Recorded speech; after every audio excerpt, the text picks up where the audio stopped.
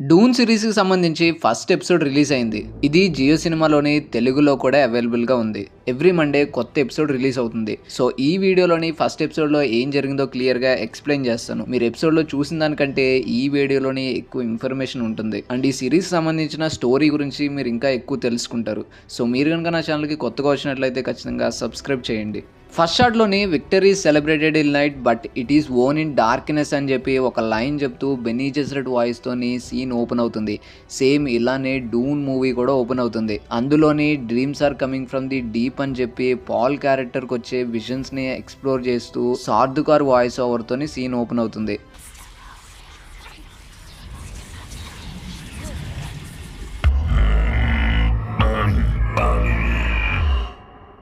ఈ particular line ఆ సినిమాలోని పాల్ క్యారెక్టర్కి వచ్చే విజన్స్కి రిఫరెన్స్ అయితే ఈ సిరీస్లోని ఈ లైన్ మేబీ బట్లేరియన్ జిహాద్ అనే వార్కి బెనీ జెసెరట్ గ్రూప్కి అలానే బట్లేరియన్ జిహాద్ వార్లోని హార్కునన్ హౌస్కి జరిగిన అన్యాయం గురించి రిఫరెన్స్ ఇస్తున్నారనమాట. దీని తర్వాత థింకింగ్ మిషన్స్కి హ్యూమన్స్కి జరిగిన ఒక పెద్ద వార్ గురించి చూపిస్తారు. డూన్ ప్లాట్ లైన్లోని ఈ బట్లేరియన్ జిహాద్ అనే వార్ చాలా ఇంపార్టెంట్ ఈవెంట్ అనమాట. దీని తర్వాత నుంచి యూనివర్స్ అంతా ఒక కొత్త జీవన విధానాన్ని కనిపెట్టుకుంటారు. అండ్ ఈ వార్లోని చాలా మంది హ్యూమన్స్ చనిపోతారు.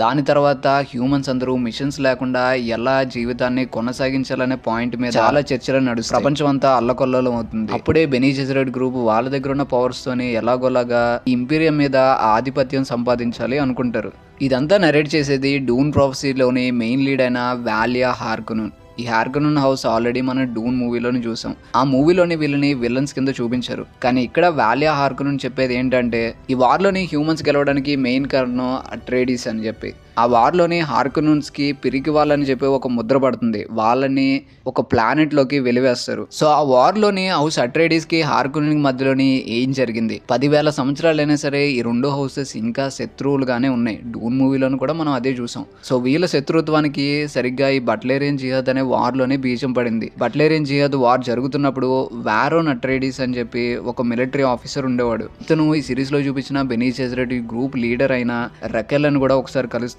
తను ఈ పొజిషన్ లోకి రావడానికి వారోన్ కూడా చాలా సాయం చేస్తాడు.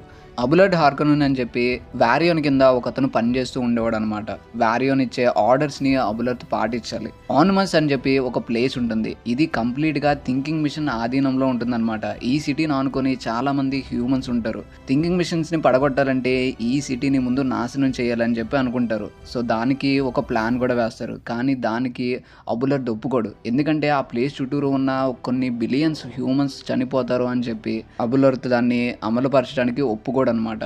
కానీ వారియోన్ చెప్పిన మాటని వినాలి కాబట్టి వారియోన్ అతని మీద కంప్లైంట్ చేస్తాడు. ఈ వార్లోనే తనకి ఇచ్చిన ఆర్డర్స్ని విననందుకు వాటిని పాటించినందుకు అబులద్ హార్కునన్ని అతని ఫ్యామిలీని ఎక్సైల్ చేస్తారు. వీళ్ళని లాంకీ వేల్ అని చెప్పి ఒక ప్లానెట్ లో పడేస్తారు. ఇది కంప్లీట్ గా ఐస్ తో నిండిపోయి ఉంటుంది అనమాట. గేమ్ ఆఫ్ థ్రోన్స్ లోని నార్త్ ఎలా ఉంటుందో ఈ ప్లానెట్ మొత్తం అలానే ఉంటుంది. వారియోన్ అట్రేడిస్ తను అనుకున్నట్టుగానే ప్లాన్ చేసి ఓన్మిస్ సిటీని నాశనం చేసి థింకింగ్ మిషన్స్ ని ఓడిస్తారు. హిస్టరీలోని వార్లోని గెలవడానికి మెయిన్ కారణం అట్రేడిస్ హౌస్ అని చెప్పి ఒక స్టాంప్ పడిపోతుంది. దానితో పాటు హార్కునన్ ఫ్యామిలీ వార్లోని ఎదుర్కోకుండా భయపడి వెళ్ళిపోయిన ఒక కావర్డ్స్ ఫ్యామిలీగా వాళ్ళ మీద కూడా ఒక ముద్ర పడిపోతుంది. నిజానికి హార్కునన్ ఫ్యామిలీ అక్కడ ఆలోచించింది హ్యూమన్స్ గురించి. సో వాళ్ళు మంచి చేద్దాం అనుకున్నా సరే వాళ్ళకి మాత్రం అనుకోకుండా ఇలా చెడే ఎదురవుతుంది. దీనివల్ల వాళ్ళు ఒక ప్లానెట్ లోకి ఎక్సెల్ అవుతారు. అబులద్ వాళ్ళ ఫ్యామిలీకి హార్కునన్ హౌస్ వల్ల జరిగిన అన్యాయం గురించి వాళ్ళ పిల్లలకి చెప్తారు. పిల్లల ద్వారా వాలియా హార్కునన్ కి తెలుస్తుంది. తను ఈ లాంకీ వ్యాలీ అనే ప్లానెట్ లోనే పెరుగుతుంది. మీరు కనుక గమనించినట్లయితే వాలియా హార్కునన్ గమనించినప్పుడు బ్లాక్ డ్రెస్ లోని చుట్టూరు మంచు కొండలున్న ప్లానెట్ లో కనిపిస్తుంది. అది లాంకీ వైల్. వాలియా హార్కునన్ ఈ ప్లానెట్ లోనే పుట్టి పెరుగుతుంది అనమాట. సో డూన్ ప్రాఫెసీ సిరీస్ లోని ఫస్ట్ 2.5 minutes లోనే ఇంత స్టోరీ టెల్లింగ్ ఉంటుందన్నమాట. తర్వాత వాలియా బెనీ జెసెరట్ అనే గ్రూప్ లో జాయిన్ అవుతుంది. ఈ బెనీ జెసెరట్ గ్రూప్ గురించి వీళ్ళ గ్రూప్ లీడర్ గురించి క్లియర్ గా నేను ఒక వీడియో చేశాను. అది చూస్తే ఈ గ్రూప్ ఎలా ఫామ్ అయింది, ఇక్కడ దాకా వీళ్ళు ఎలా వచ్చారని చెప్పి మీకు ఒక బేసిక్ ఐడియా వస్తుంది. వాలియాతో పాటు తన సిస్టర్ అయిన తోలా కూడా బెనీ జెసెరట్ గ్రూప్ లో జాయిన్ అవుతారు. వాలియా బెనీ జెసెరట్ గ్రూప్ లీడర్ని సుపీరియర్ మదర్ అని పిలుస్తుంది. ఈ సుపీరియర్ మదర్ అనేది బెనీ జెసెరట్ గ్రూప్లోనే ఒక హైయెస్ట్ ర్యాంక్ అనమాట. ఈ వైట్ డ్రెస్లో ఉన్న వాళ్ళందరూ బెనీ జెసెరట్ గ్రూప్లోనే ట్రైన్ అవుతున్న వాళ్ళు. వీళ్ళని ఆకలైట్స్ అని అంటారు. ఈ సుపీరియర్ మదర్ రకేలా ఒకప్పుడు డాక్టర్గా పనిచేసింది. బెనీ జెసెరట్ గ్రూప్కి తినకి ఎలాంటి సంబంధం ఉండదు. అనుకోకుండా రోసక్ అనే ప్లానెట్లోనే అక్కడ పెరిగే వాటర్ని తాగడం వల్ల తన బాడీలోని కొన్ని అన్ఎక్స్పెక్టెడ్ పవర్స్ వస్తాయి అన్నమాట. దాని ద్వారా తను ఒక గ్రూప్ని నడిపిస్తుంది, వాళ్ళకంటూ ఒక గుర్తింపుని తీసుకొస్తుంది. ఫస్ట్ ఈ బెనీ జెసెరిట్ గ్రూప్ పాపులర్ అయింది ట్రూత్ సేయర్స్ వల్ల. ట్రూత్ సేయర్స్ అంటే మన ఎదుటి వాళ్ళు నిజం చెప్తున్నారో అబద్ధం చెప్తున్నారో వీళ్ళు తెలుసుకోగలరు అనమాట. వాళ్ళనే ట్రూత్ సేయర్స్ అంటారు. ట్రూత్ సేయర్గా ఇంపీరియంలోనే పనిచేస్తూ అండ్ వాటితో పాటు చాలా జాగ్రత్తగా మ్యారేజెస్ చేస్తూ ఒక కొత్త బ్రీడింగ్ ప్రోగ్రామ్ని బిల్డప్ చేస్తున్నారు. రకేలకి చాలా వయసు అయిపోతుంది. తనకి ఒక గ్రాండ్ డాటర్ ఉంటుందన్నమాట. తన పేరు డార్టీ. అండ్ తనతో పాటు తనకి ఇష్టమైన ఒక స్టూడెంట్ ఉంటుంది, తను వాలియా హార్కను. వీళ్ళుండేది వాలక్ 9 అనే ప్లానెట్లో అనమాట. ఇక్కడ వాలియాని తన సిస్టర్ని తూలని చూపిస్తారు. అండ్ వాళ్ళతో పాటు తన ఫ్రెండ్ అయిన కాషా కూడా ఉంటుంది. వీళ్ళు ఇక్కడ వాయిస్ని ప్రాక్టీస్ చేస్తూ ఉంటారనమాట బెనీ జెసెరిట్ గ్రూప్లోని. ఇది వాళ్ళ సిగ్నేచర్ మూవ్ అనమాట. ఎప్పుడైతే బెనీ జెసెరిట్ గ్రూప్ ఈ వాయిస్ని వాడుతుందో పక్కనున్న వాటర్ కదులుతుందనమాట. ఈ డీటెయిలింగ్ని డూన్ మూవీలో కూడా చూపించారు. రకేలా చనిపోయే ముందు వాలియా హార్కను చూడాలి అనుకుంటుంది. తనకి ఒక విజన్ కనిపిస్తుంది అనమాట. ఆ విజన్లోని శాండ్ వర్మ్ వచ్చి వాలక్ 9లో ఉన్న బెనీ జెసెరిట్ యొక్క బిల్డింగ్ని కూల్ చేస్తున్నట్టు చూపిస్తారు. అండ్ దానికన్నా ముందు రకేలా టెరెన్ ఆర్ఫెల్ అని చెప్పి ఒక వర్డ్ అంటుంది. దీని మీనింగ్ డూన్ యూనివర్స్ అంతా నాశనం చేసే ఒక డార్క్నెస్ అన్నమాట. ఈ వర్డ్కి పాల్కి అలానే బెనీ జెసెరిట్ గ్రూప్కి ఒక లింక్ ఉంటుంది. ఇది వస్తుందని చెప్పి రకేలా కొన్ని వేల సంవత్సరాల క్రితమే తనకి విషయంలో కనిపిస్తుంది. రకేలా భయపడినట్టే ఇది వస్తుంది. దాన్ని పాల్ కూడా కాపీ ఇంపీరియంని కాపాడతాడు. దాని తర్వాత ఇంపీరియంని బెనీ జెసెరిట్ గ్రూప్ లీడ్ చేస్తుంది. తర్వాత ఒక బాడీ బర్న్ అవుతున్నట్టు చూపిస్తారు. దాని తర్వాత ఎంపరర్ చైర్ని, ఇంకా లాస్ట్లోని ఒక బ్లూ ఐస్ గ్లో అవుతున్నట్టుగా కనిపిస్తాయి. డూన్ యూనివర్స్లోని బ్లూ ఐస్ ఉండేది ఫ్రెమెన్కి, లేదా అవి గ్లో అవుతున్నాయి కాబట్టి మేబీ అవి థింకింగ్ మిషన్స్ అయి ఉండాలి. ఇవన్నీ వాలియా హార్కనన్కి చెప్తుంది. ఎలా అయినా సరే సిస్టర్హుడ్ని ఒక బలమైన గ్రూప్గా తీర్చిదిద్దమంటుంది. లేకపోతే సిస్టర్హుడ్ కంప్లీట్గా తన విషయంలో కనిపించినట్టు నాశనం అవుతుంది అని చెప్పని అంటుంది. ఇదంతా రకేలా తన గ్రాండ్ డాటర్ పక్కనున్నా సరే వాలియా హార్కనన్కే చెప్పడానికి మెయిన్ రీజన్ ఒక బర్నింగ్ ట్రూత్ ని కేవలం వాలియా హార్కనునే చూస్తుంది అని చెప్పి. అదేంటో వాలియాకి అర్థం కాదు, కానీ రకేలా చెప్పిన మాటలు మాత్రం మైండ్ లో పెట్టుకుంటుంది.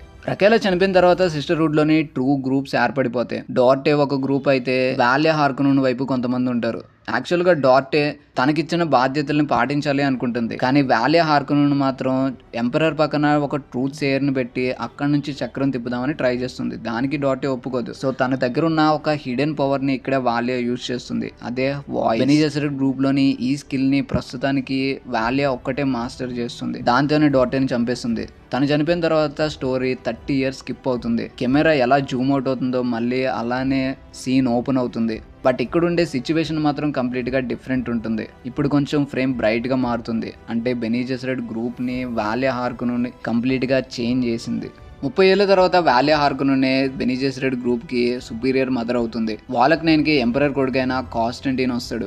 ఇతను ఎంపరర్కి పుట్టిన అక్రమ సంతానం అనమాట. థ్రోన్ ని క్లైమ్ చేసుకోవడానికి ఇతని దగ్గర రైట్స్ ఉండవు. గేమ్ ఆఫ్ థ్రోన్స్ లోని ఇలాంటి వాళ్ళని బాస్టర్డ్స్ అంటారు. సో ఇతనికి ఒక సిస్టర్ ఉంటుంది, తన పేరు నెస్. తనకి మ్యారేజ్ కూడా కన్ఫర్మ్ అయింది. అండ్ తను బెనీ జెసెరిట్ గ్రూప్ లోని జాయిన్ అవడానికి వస్తుంది. ప్రిన్సెస్ కాబట్టి తనకంటూ కొన్ని ఫెసిలిటీస్ ఇవ్వాలి, తనకంటూ ఒక ఓన్ క్వార్టర్స్ ఇవ్వాలని చెప్పి కాన్స్టంటైన్ అడగడానికి ఇక్కడికి వస్తాడనమాట. తను మాట్లాడుతున్నప్పుడే ప్రిన్సెస్ ఇక్కడ 10 years ఉంటుంది కాబట్టి తను ఇక్కడ ఎలా ఉంటుందో చూడడానికి వచ్చానని వాలియాతో అంటాడు. బెనీ జెసెరిట్ గ్రూప్ ట్రైనింగ్ కంప్లీట్ అవ్వాలంటే 10 years పడుతుంది అనమాట. తను ప్రిన్సెస్ అయినా సరే ఇక్కడికి వచ్చిన తర్వాత అందరిలానే ట్రీట్ చేస్తామని చెప్పి వాలియా కాన్స్టంటైన్ తో అంటుంది.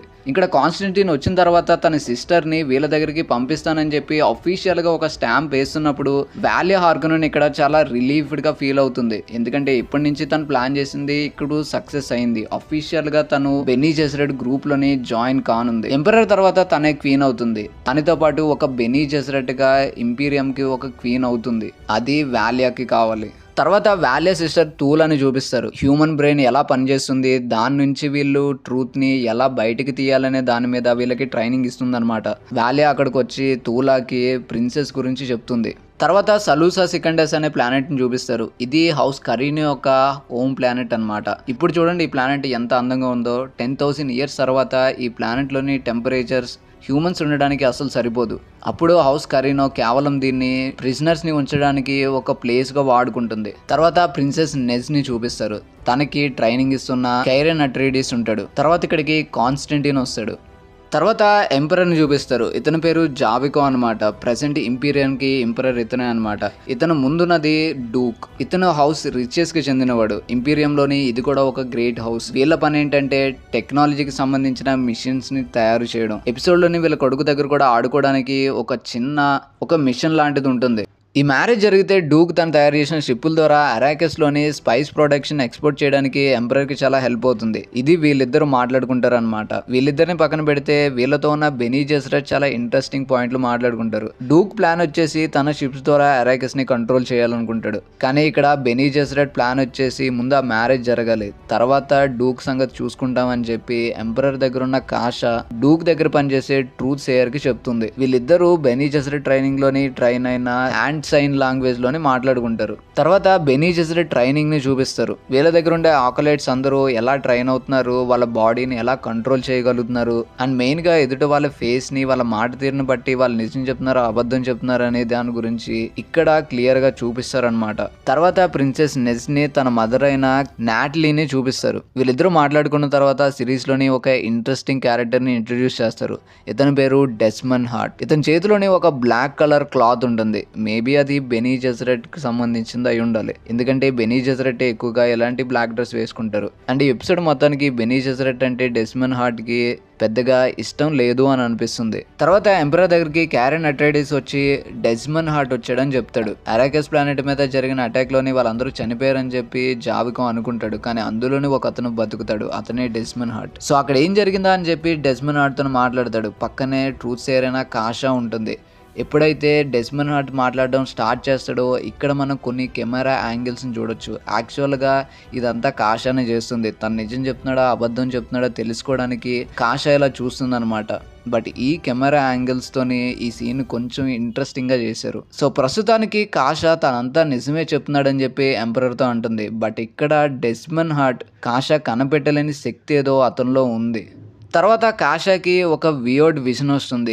రకల్లకి కనిపించిన కొన్ని షార్ట్స్ కాషా విజన్ లోనూ కనిపిస్తాయి. బట్ ఇక్కడ మెయిన్ థింగ్ ఏంటంటే వాళ్ళు ఎంతో కాపాడుకుంటూ వస్తున్న ప్రిన్సెస్ తన వల్లే చనిపోతున్నట్టుగా కాషా చూస్తుంది. సో ఇదేదో తేడాగా ఉందని చెప్పి అక్కడి నుంచి వెళ్ళిపోవాలి అనుకుంటుంది. వెళ్ళిపోతూ వాలక్ 9 ప్లానెట్ కి బయలుదేరుతుంది. కాషా వాలక్ 9 కి వచ్చిన తర్వాత వాల్యాకి తన విజన్స్ లో ఏం చూసిందో చెప్తుంది. మేబీ దాని గురించే రకలా చనిపోతూ మాట్లాడిందేమో అని చెప్పి వాల్యాతో అంటుంది. బట్ వాల్యా మన ఇంట్లో ఏముంటుందంటే కొన్ని ఏళ్ళగా తను ఏం చేయాలనుకుంటుందో ప్లాన్ చేస్తూ వస్తుంది. ఇప్పుడు కాషా మాటలు విని దాన్ని పక్కన పెట్టాలనుకోదు. అండ్ కాషా మాటలు పక్కన పెట్టడానికి వాల్యా దగ్గర ఉన్న వ్యాలిడ్ పాయింట్ ఏంటంటే రకేలా చెప్పినట్టుగా వాల్యా అనే ఆ బర్నింగ్ ట్రూత్ ని చూస్తుంది అని చెప్తుంది. వాల్యాకి అలాంటిది ఏం కనబడలేదు కాబట్టి ఆశాని ఇక్కడే కొన్ని రోజులు ఉండమంటుంది. కానీ వాళ్ళు అనుకున్నట్టుగానే ప్లాన్ జరుగుతుంది అని చెప్తుంది. ఇంకా సలూసా సెకండ్ డేస్ లోని వెడ్డింగ్ జరుగుతుంది. ఇక్కడ మనం ఇంకొన్ని ఇంట్రెస్టింగ్ క్యారెక్టర్స్ ని చూడొచ్చు. ఇక్కడ ఎంపరర్ తోని బ్యారన్ హార్కన్ మాట్లాడతాడు. అతను మాట్లాడేది వేల్ ఫర్ గురించి. వేల్స్ యొక్క బొచ్చు అనమాట. దానితోని ప్రిన్సెస్ వేసుకునే డ్రెస్సెస్ ని క్రియేట్ చేయొచ్చు. అండ్ దాన్ని ఒక మార్కెట్ కింద ఈ హార్కనూన్స్ క్రియేట్ చేస్తారనమాట. ఈ వేల్స్ అన్ని వాళ్ళు ఉండే ల్యాంకీ వైల్ అనే ప్లానెట్లో దొరుకుతాయి. హార్కనూన్ హౌస్ ఇంపీరియంలోని ఒక మార్కెట్ క్రియేట్ చేసుకోవడానికి ఈ వేల్ ఫర్ ని వాడుకుంటారు. దాని గురించే ఇక్కడ ఎంపరర్ దగ్గరికి చెప్తారు. దానివల్ల చాలా మనీని జనరేట్ చేయొచ్చు అని చెప్పి ఎంపరర్కి చెప్తాడు. తర్వాత నెజీ తన కొత్త హస్బెండ్తో మాట్లాడడానికి ట్రై చేస్తుంది. తను చిన్నపిల్లాడు కాబట్టి ఆడుకోవడానికి ఒక చిన్న తొండ లాంటి టెక్నాలజీతో చేసిన ఒక బొమ్మ ఉంటుంది. ఈ టెక్నాలజీని బ్యాన్ చేసి అప్పటికి 100 years అవుతుంది. బట్ అదేది పట్టించుకోకుండా ఈ పిల్లల చేతిలోని ఆ బొమ్మని చూడడం అక్కడున్న వాళ్ళందరిలోని కాసేపు భయం పుట్టిస్తుంది. దాన్ని డెస్మన్ హార్ట్ పట్టుకుంటాడు అనుకోండి. కానీ ఎంపరర్ మాత్రం ప్రస్తుతానికి ఈ విషయాన్ని పక్కన పెట్టేయండి అని అంటాడు. తర్వాత డెస్మన్ హార్ట్ తన అరాకెస్లోని ఫైట్ గురించి తను ఎలా బతికాడనే దాని గురించి కరీనోకి ఎక్స్ప్లెయిన్ చేస్తుంటాడు. ఇక్కడ డెస్మన్ హార్ట్ చెప్పే మాటలు వింటుంటే తను చచ్చి బతికినట్టుగా అనిపిస్తుంది. తను బతకడం వెనకాల ఏదో మిస్టీరియస్ రీజన్ ఉండే ఉంటుంది. తర్వాత ఎపిసోడ్ క్లైమాక్స్ లోని 3 scenes ని చాలా ప్యారలల్ గా చూపిస్తారు. అన్నిటికీ ఒక కనెక్షన్ ఉంటుంది. అది నెక్స్ట్ ఎపిసోడ్ లో సెటప్ చేశారనమాట. సో ఫస్ట్ షాట్ ఏంటంటే ఎంపరర్ వచ్చి తనకి అరాకెస్ లో జరిగిన ఫైట్ గురించి ఇక్కడ చూస్తూ ఉంటాడు. అక్కడ తను ఏదో కొత్త విషయాన్ని గమనిస్తూ ఉంటాడు అనమాట. అక్కడ తనకేదో కొత్తగా కనిపిస్తుంది. అండ్ తర్వాత డెస్మండ్ హార్ట్ వచ్చి ప్రిన్సెస్ని పెళ్లి చేసుకోబోయే ఆ చిన్న పిల్లోడితో మాట్లాడతాడు అనమాట. తన దగ్గర ఇంకా తను ఆడుకునే టెక్నాలజీ బొమ్మ ఉంటుంది. డెస్మండ్ హార్ట్ తను మాట్లాడుతూనే ఆ పిల్లోడిని బర్న్ చేసేస్తాడు. డెస్మండ్ హార్ట్ లోని ఇలాంటి ఎవరికి తెలియని ఒక మిస్టీరియస్ పవర్ ఉంది. తను ఎలా చేస్తున్నాడో తెలియదు కానీ ఖచ్చితంగా తను బ్రెయిన్ తోనే అది కంట్రోల్ చేస్తున్నాడు. సేమ్ ఆ పిల్లాడికి ఎలా జరుగుతుందో ఇక్కడ వాలక్ 9 లోని కాషాకు కూడా అలానే జరుగుతుంది. తన జరుగుతున్నప్పుడు మాట్లాడలేకపోతుంది. తనకి ఏదో అర్థమైనట్టు ఉంటుంది కానీ అది వాల్యాకి చెప్పలేకపోతుంది. వాల్య అది కళ్ళారా చూస్తుంది. నిజానికి కాషా కనిపించింది, రకేలా చెప్పింది. బట్ అది అర్థం చేసుకోవడానికి వాల్యాకి కొంచెం టైం పట్టింది. కాషా చనిపోయిన తర్వాత అప్పుడు తనకు అర్థమవుతుంది రకేలా వాల్యాని హెచ్చరించింది దీని గురించేనని చెప్పి. డూన్ ప్రాఫెసీ ఫస్ట్ ఎపిసోడ్ నేను అనుకున్న దానికంటే చాలా ఇంట్రెస్టింగ్గా ఉంది. చాలా ప్లాట్ లైన్స్ని, ఇంట్రెస్టింగ్ పాయింట్స్ని ఈ ఎపిసోడ్లోని పెట్టారు. ఇంకా రానున్న ఎపిసోడ్లు ఇంకెంత ఇంట్రెస్టింగ్గా డిజైన్ చేశారో చూడాలి. సో ఫస్ట్ ఎపిసోడ్ చూసిన తర్వాత మీకేమనిపించిందో కింద కామెంట్ చేయండి. అలానే కంటెంట్ నచ్చే ఛానల్కి సబ్స్క్రైబ్ అవ్వండి. Thanks for watching.